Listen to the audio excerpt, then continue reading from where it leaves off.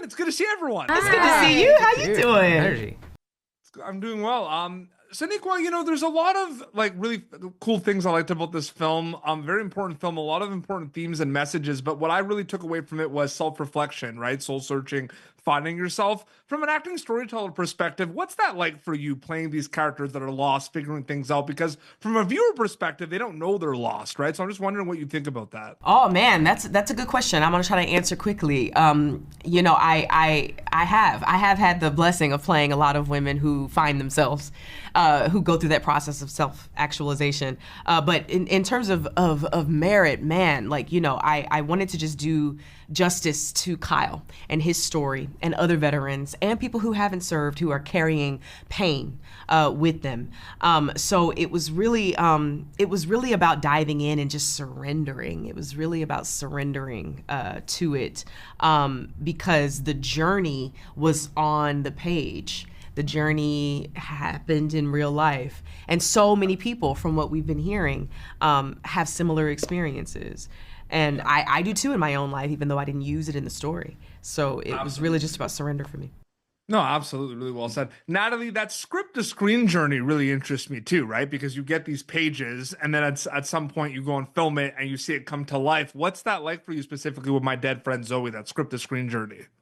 Oh, it was actually pretty seamless. I think we had a table read where Kyle, luckily for us, and I'm grateful for this, is a super collaborative director and writer and just person in general. And so he was really open to us just asking questions and wondering what things meant and if something might work better in a specific moment. It's always, as someone, we've all been doing this for a while, and we can tell you, no matter who you are, no matter what you do, when you write something, it is sometimes completely different when you're actually putting it on screen. You're like, oh wow, this doesn't work at all. Why did I write this in a kitchen? This Exactly. should be in a bedroom, right? And you don't even realize it till you're there. But Kyle was really, really incredibly collaborative, and actually the process was really seamless. There wasn't a big change from script to screen at all, and that was great.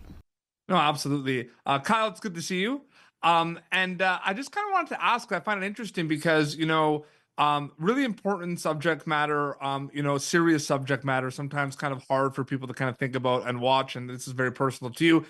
I'm wondering if it's important to have a lot of conversations with your cast and crew about these things. Do those conversations differ whether you have the writing hat on or the director hat on, or are those conversations similar specifically? Wow, that is a great question. Yeah. In this film, I think just only because it was so autobiographical about my post-war journey, about my relationship with my grandfather, about the friends that I lost, about my own stuff. My writer-director hat was just a hat. It was one hat. And so that was never really a thing. I did work with an amazing co-writer named AJ Bermudez on the last draft of the script, and then she also came to set. And so in that case, actually, I did feel like we had writers' hats on. Remember, we'd peel off to the side and we'd be working on stuff.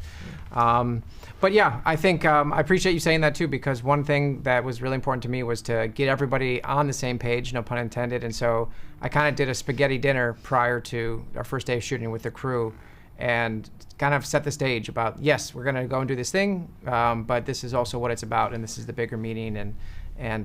So yeah, I was able to speak from that point. Thank you for the film, and thank you for sharing your story. And I can't wait for people to see the film My Dead Friend Zoe in theaters. It was an honor and privilege to speak with all of you. Thank you so much for your time. Ours. Thank you.